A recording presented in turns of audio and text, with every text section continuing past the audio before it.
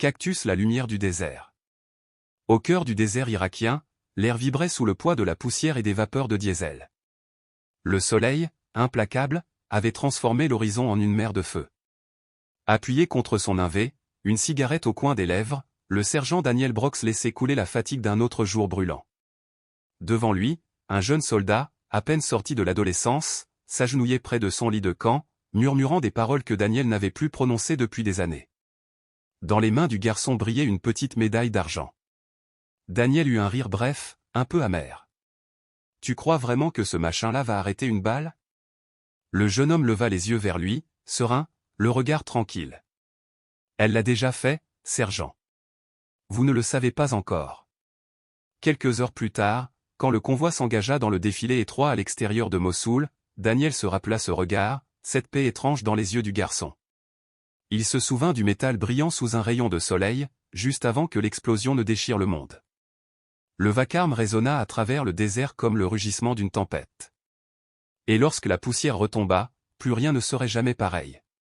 Ceci est l'histoire d'un soldat qui avait tourné en dérision la foi, et du miracle qui lui rendit la vie. Daniel Brox portait l'uniforme depuis presque 15 ans. 3 missions, des dizaines d'opérations, et assez de souvenirs pour le hanter chaque nuit. Chez lui, on l'appelait héros. Mais dans son cœur, Daniel portait un fardeau plus lourd que toutes ses médailles, le poids du silence et du doute. Il n'avait pas toujours été ainsi. Enfant, un petit crucifix en bois pendait au-dessus de son lit. Chaque soir, sa mère l'embrassait avant d'éteindre la lumière. Mais quand elle mourut d'un cancer pendant qu'il était déployé en Afghanistan, la foi s'éteignit avec elle. Après cela, le mot Dieu ne franchit plus ses lèvres.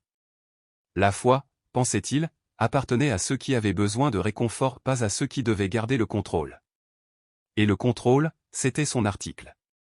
Bottes impeccablement lacées, fusil nettoyé jusqu'à briller, casque gravé des noms des hommes tombés sous son commandement. Chaque jour, il s'imposait une discipline d'acier. Mais dans cet univers réglé au millimètre, il n'y avait pas de place pour la prière. Pour Daniel, la guerre était une équation, angle, distance, probabilité. Et dans les mathématiques, les miracles n'existent pas. Son unité, la 3 d'infanterie, avait tout vu, embuscades, bombes artisanales, nuits sans sommeil. On l'appelait le sergent de fer non parce qu'il était invincible, mais parce qu'il ne reculait jamais. Quand les obus éclataient, les autres se jetaient au sol. Lui, avançait. Mais chaque pas laissait une cicatrice. À chaque jeune soldat mort sous ses ordres, une part de lui se pétrifiait un peu plus. Il cessa d'écrire, de téléphoner à sa sœur, de croire en quoi que ce soit. Affecté à un avant-poste près de Mossoul, il commandait désormais une unité mêlant vétérans aguerris et recrues nerveuses. Pour eux, Daniel était un mur, impassible, inébranlable, intouchable. Pourtant, sous ce masque de métal et l'odeur d'huile d'arme, quelque chose commençait à se fissurer, une fatigue sourde, que ni la discipline ni les cigarettes ne pouvaient apaiser. La nuit, quand le vent du désert sifflait à travers les tentes, Daniel surprenait parfois dans ce murmure un écho familier, la voix de sa mère, chuchotant un « Je vous salue Marie ». Il repoussait aussitôt l'idée, rallumait une cigarette, et murmurait. La foi ne te sauve pas ici. L'entraînement, oui. Il y croyait. Jusqu'au jour où arriva une nouvelle recrue, portant au cou un petit éclat d'argent, et une foi assez forte pour ébranler toutes ses certitudes. Le jeune homme se nommait Miguel Alvarez, 21 ans, texan. Il descendit du camion à l'aube, son sac à dos plus gros que lui. Ses yeux sombres avaient la tranquillité d'un lac, et sa voix, douce, semblait calmer le vent lui-même. Daniel l'observa depuis l'ombre de la cantine, les bras croisés. Les bleus étaient toujours les mêmes, nerveux, trop polis, essayant de cacher leur peur. Mais celui-là avait quelque chose de différent. Autour de son cou, la petite médaille luisait faiblement dans la poussière. « C'est quoi, ça ?» demanda Daniel. « Une protection, sergent » répondit Miguel avec un léger sourire. « C'est un cadeau de ma mère. » Daniel ricana. « Ici, on a besoin de blindage, pas de contes de fées. »« Parfois, sergent, » dit le jeune homme sans ciller, « c'est la même chose. » Ces mots, prononcés sans défi ni arrogance, troublèrent Daniel plus qu'il ne l'aurait admis. Les semaines suivantes furent un enfer de chaleur et de sable. Les patrouilles s'étiraient des heures durant, les rations se faisaient rares, et le sommeil, fragmenté. Pourtant, Miguel ne se plaignait jamais. Quand les autres pestaient contre le soleil, il priait doucement. Quand un camarade tomba malade, il partagea son eau. Quand une dispute éclata à cause de munitions manquantes, il s'interposa sans un mot, calme, solide comme une pierre au milieu de la tempête. Un soir, Daniel le surprit, assis sur une caisse, le pouce glissant sur la médaille. « Tu crois encore que ce bibelot a un pouvoir » lança-t-il. Miguel sourit. « Ce n'est pas une question de pouvoir, sergent. C'est un rappel. Ça me dit que quelqu'un veille sur moi. Dieu, hein. Tu crois qu'il a le temps pour les soldats ? Je crois qu'il ne détourne jamais le regard, même quand nous, on cesse d'y croire. » La phrase tomba comme une pierre dans un puits. Daniel se détourna en maugréant sur les superstitions. Mais au fond, ce n'était pas de la colère qu'il ressentait. C'était de l'envie. L'envie de cette paix que le jeune homme portait en lui, même ici, au cœur du chaos. Les jours passèrent. Daniel et Miguel furent affectés à la même patrouille. Le jeune soldat, à la radio, priait souvent en silence. Sa médaille oscillait au rythme des chaos du véhicule, captant parfois un rayon de soleil. Daniel essayait d'ignorer cette lueur, mais elle revenait sans cesse à son regard obstiné, presque vivante. Un matin, le désert sembla plus calme qu'à l'accoutumée. Le vent s'était tu, et le silence avait quelque chose d'inquiétant. Le briefing tomba, à l'aube, il traverserait un passage surnommé par les habitants la vallée des morts. Des IED, peut-être des embuscades. Aucun retour garanti. Cette nuit-là, Daniel nettoya son fusil encore et encore, jusqu'à user la graisse du métal. Miguel, lui, priait doucement, agenouillé, son chapelet de corde entre les doigts. Le murmure de sa prière glissait dans l'air comme une chanson d'enfance. Daniel serra les dents. « Si tu crois vraiment à tout ça, dit-il sans lever la tête, demain sera le bon jour pour le prouver. » Miguel répondit calmement. « Je n'ai rien à prouver, sergent. J'ai juste à vivre ce que je crois. » La simplicité de cette phrase désarma Daniel. Il aurait voulu répondre quelque chose de dur, mais les mots ne vinrent pas. Après l'extinction des feux, il resta éveillé longtemps, les yeux ouverts sur l'obscurité. Des images de l'Ohio lui revinrent, la vieille Chevy de son père, le parfum du café du matin, et le murmure des cantiques de sa mère dans la cuisine. Il se souvenait de la dernière fois qu'il avait prié, le jour où elle était morte. Il avait demandé un miracle. Le silence avait répondu. Ce silence-là l'avait poursuivi toute sa vie. Vers minuit, la voix douce de Miguel fendit la nuit. « Voulez-vous que je prie pour vous aussi, sergent ?» Daniel fit semblant de dormir, mais quelque part au fond de lui, une petite voix murmurait oui. Miguel continua tout de même, presque comme une berceuse. « Sainte Mère, protège-nous. Ramène ceux qui ont perdu la foi. Fais-leur sentir qu'ils ne sont jamais seuls, même ici. » Le vent se leva, faisant claquer la toile de la tente. Et pour la première fois depuis longtemps, Daniel ne ressentit pas de colère. Il sentit seulement qu'on l'écoutait de peut-être quelqu'un, peut-être quelque chose. À l'aube, la lumière d'or filtra sur le camp. Miguel accrocha sa médaille à son cou, Daniel ajusta son casque. Ils ne dirent rien, mais tous deux savaient que cette journée changerait leur vie. Le ciel au-dessus de Mossoul avait la couleur de l'acier. Les moteurs rugirent, soulevant des nuages de poussière. Daniel vérifia le convoi, effleurant du bout des doigts la carrosserie cabossée de son navet. Tout semblait en ordre, et pourtant, une lourdeur planait et une tension silencieuse, comme avant l'orage. Miguel s'approcha, serrant la sangle de son gilet pare-balles. Sa médaille reposait juste au-dessus de son cœur. Daniel lança, mi-ironique. « Tu comptes aveugler l'ennemi avec ton bijou ?» Miguel sourit. « Si ça aide, sergent, peut-être que c'est comme ça que les miracles fonctionnent. » À 8 heures, le convoi s'ébranla. Le désert s'étendait, infini, avalant la lumière. Miguel priait doucement, la voix à peine audible, et ce murmure apaisa étrangement Daniel. Puis la vallée se resserra. Les falaises montaient comme des dents cassées. Les oiseaux s'envolèrent brusquement, un mauvais présage. Le cœur de Daniel accéléra. Il scruta les crêtes, les ombres. Rien. Mais le silence devint trop parfait. « Vous sentez ça, sergent ?» demanda Miguel, la voix basse. « Quoi donc ?» Comme si l'air s'était arrêté de bouger. Avant qu'il ne réponde, un rayon de soleil perça les nuages.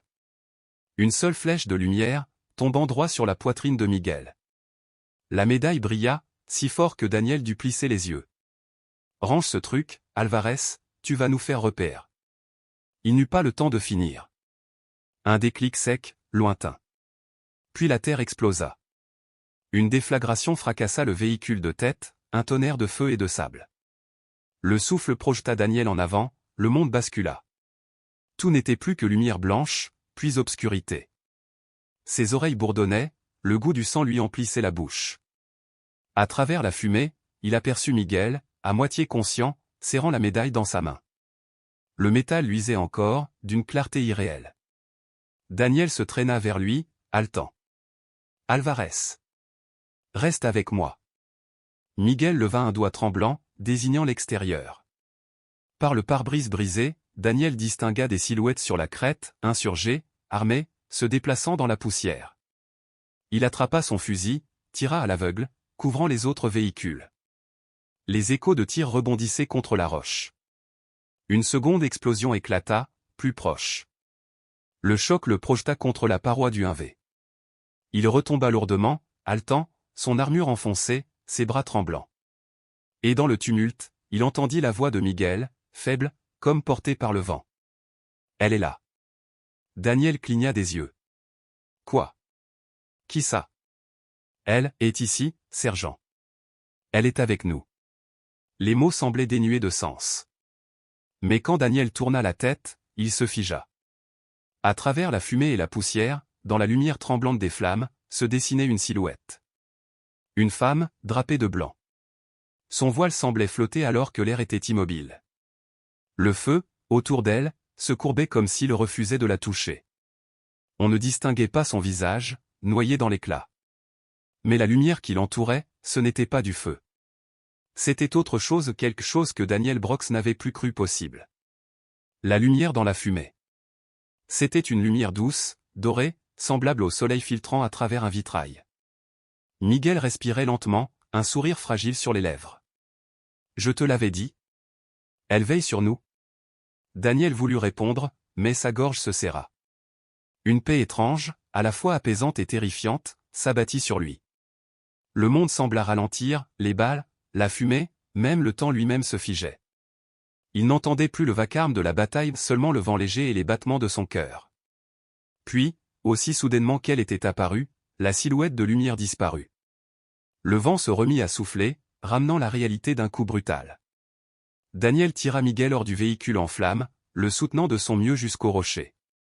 Derrière eux, le 1V explosa, projetant dans l'air une vague brûlante. Trop près. Le souffle de l'explosion lui fouetta le dos. Un choc métallique retentit contre son casque à un impact assourdissant. Daniel fut projeté au sol. Sa vision se brouilla, le monde vacilla entre ombre et lumière. Quand il porta la main à sa tête, ses doigts étaient rouges. Pourtant, il respirait encore. La lame de métal qui aurait dû lui traverser le crâne s'était enfoncée à moitié dans l'acier de son casque. Il ne comprenait pas pourquoi il vivait encore. Il aurait dû mourir. Son regard se posa sur Miguel, inconscient mais vivant, la poitrine soulevée d'un souffle faible. Le petit morceau de métal scintillait faiblement sur son uniforme couvert de poussière. Daniel resta là, immobile, les sons du combat s'effaçant peu à peu jusqu'à devenir silence. Et dans ce silence, au milieu de l'odeur âcre du sang, du diesel et du sable brûlé, il entendit une voix. Pas une voix extérieure, mais une présence au plus profond de lui. La foi sauve plus sûrement que l'acier. Avant de sombrer dans l'inconscience, Daniel murmura la seule prière qu'il se souvenait encore. « Je vous salue Marie, pleine de grâce. » Puis tout devint noir. Lorsqu'il rouvrit les yeux, le monde avait perdu ses couleurs. Ce n'était pas la poussière, mais quelque chose de plus profond, comme un voile irréel. Les sons lui revinrent peu à peu, tirs lointains, pales d'hélicoptères, ordres criés puis avalés par le vent. Sa tête battait, chaque respiration goûtait le métal brûlé et la cendre. Il était face contre sable, la chaleur lui brûlant la peau à travers son uniforme déchiré. Il se redressa difficilement, les bras tremblants sous le poids du casque fendu. Le sang coulait de sa tempe, mais il était en vie. Il ne comprenait toujours pas pourquoi.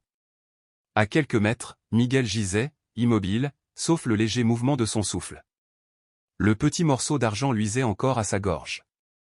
Daniel rampa jusqu'à lui. « Alvarez. Tiens bon, gamin. Tu m'entends? Aucune réponse. Seul le vent répondait, sifflant entre les rochers.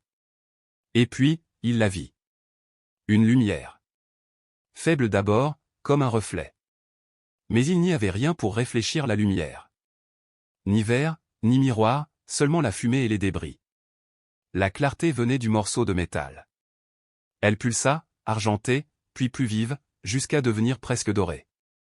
Le sable vibra. La fumée se mit à tournoyer, aspirée vers cette lueur. L'air devint lourd, vibrant d'un grondement à peine audible. Daniel voulut fuir, mais son corps refusa de bouger. Devant lui, la lumière prit forme. Une courbe, une silhouette. Une femme. Elle n'était ni chair ni ombre, mais lumière pure, tissée de poussière et de souffle. Son voile semblait fait de fumée blanche bordée d'un bleu céleste. Son visage, beauté humaine et divine à la fois, rayonnait de compassion et de tristesse. Elle ne parla pas, pourtant Daniel l'entendit dans son âme. « N'aie pas peur. J'ai toujours été là. » Il ne put retenir ses larmes. Le monde autour de lui disparut. Le vacarme de la guerre, les explosions, la douleur, tout s'éteignit. Il n'y eut plus que la lumière. Et la paix. Miguel bougea faiblement, ses lèvres murmurant. « Elle est là. Je te l'avais dit, sergent. » Daniel serra son épaule. « Tu divagues, Alvarez. » « Tiens bon. » Mais Miguel secoua la tête, ses yeux mi-clos. « Non. Elle est venue pour toi aussi. » La lumière toucha alors la poitrine de Daniel, comme une main chaude posée sur son cœur. Elle traversa son casque brisé, ses côtes, et s'enfonça en lui. Tous les doutes, la colère, les cicatrices intérieures s'effacèrent. Il tomba à genoux, tremblant. Les mots de la prière jaillirent d'eux-mêmes. « Je vous salue Marie, pleine de grâce. » La figure de lumière le regarda une dernière fois, les yeux emplis d'un amour qu'il ne croyait plus mériter. Puis elle se dissout dans la fumée, ne laissant derrière elle qu'un parfum de jasmin et la trace métallique de l'espérance. Daniel baissa les yeux, la lumière du métal s'était éteinte, redevenue argent. Quand il reprit conscience, il était allongé dans la blancheur aveuglante d'un hôpital de campagne. L'odeur d'antiseptique avait remplacé celle du feu. Le vacarme de la guerre s'était tu, remplacé par le murmure des infirmiers et le bourdonnement des machines. Il était vivant. Le toit de toile ondulait doucement. Il tenta de se redresser, mais une douleur aiguë lui traversa les côtes. « Doucement, sergent, » dit une infirmière en le retenant. « Vous avez une commotion et une côte fêlée. Vous pouvez remercier le ciel d'être encore en vie. » D'une voix rauque, Daniel demanda. « Où est Alvarez ?» L'infirmière hésita, puis désigna un lit plus loin. « Stable. Il a perdu beaucoup de sang, mais il s'en sortira. » Daniel ferma les yeux. Les larmes lui montèrent sans qu'il puisse les retenir. Il n'avait pas réalisé à quel point ce jeune soldat comptait pour lui. Les heures passèrent, entre morphine et demi-sommeil. Quand il se réveilla, on lui remit un sac transparent contenant ses affaires, sa montre, ses plaques, son casque. Il le souleva des deux mains, une entaille béante barrait le sommet. Le fragment de métal noirci y était encore incrusté. Ce morceau se déplaçait à plus de 600 mètres par seconde, expliqua l'infirmière. Il aurait dû vous traverser le crâne. Daniel observa le casque en silence. Le trajet était impossible. La pièce avait frappé en plein centre, juste au-dessus du front. S'il avait été un centimètre plus bas, il serait mort. Il passa lentement le doigt sur la fente tordue, le métal semblait tiède, presque vivant. Et un instant, la lumière dorée de la bataille revint dans son esprit. Il entendit la voix de Miguel. « Elle est ici. Elle veille sur nous. » Il murmura. « Peut-être que tu avais raison, gamin. » Cette nuit-là, alors que le camp dormait, Daniel fouilla son sac. Parmi ses affaires, il trouva la petite image de prière de Miguel, représentant la Vierge de la médaille miraculeuse. Au verso, ces mots effacés par le temps. « Ô Marie, conçue sans péché, priez pour nous qui avons recours à vous. » Il la lut longtemps, le cœur battant. Puis, sans réfléchir, il glissa la carte sous la doublure de son casque, juste sous la cicatrice de métal. Était-ce de la chance, du hasard, ou un miracle? Il n'en savait rien. Mais au fond de lui, une certitude naissait. Pour la première fois depuis la mort de sa mère, Daniel leva les yeux vers la toile sombre de la tente et murmura. Merci. Les jours qui suivirent furent d'un calme inhabituel.